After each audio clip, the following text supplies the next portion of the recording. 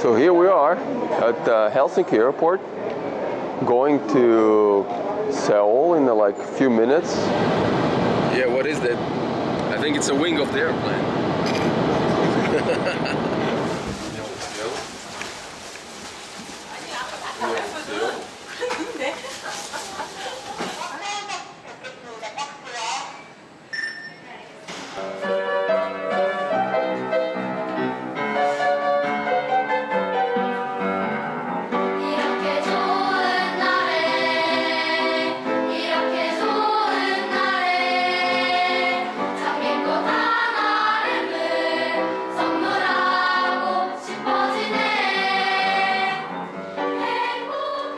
Zinātnes centrs Zinu ir devies zinātniskā ekspedīcijā uz Dienvidkorejas republiku, lai iepazītos ar tās izglītības un inovāciju kultūru.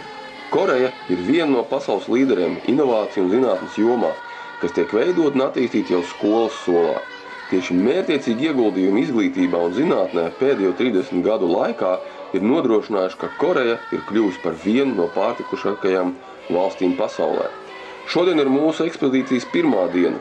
Apmeklējām sākuma skolu, kur klātienē redzējām, kā mācību procesā tiek veicināts bērnu radošums un interese par eksaktām un dabas zinātnēm. Skolā katrs bērns ir pati lielākā vērtība, katrs ar savu unikālo potenciālu un talantu. Skolotāji, kā savu misiju, redz atraisīt katrā bērnā viņa individuālo talantu. To visu izsaka arī skolas devīze. Laimīgi bērni, gandarīti vecāki, lepni skolotāji. Mums ir ko mācīties.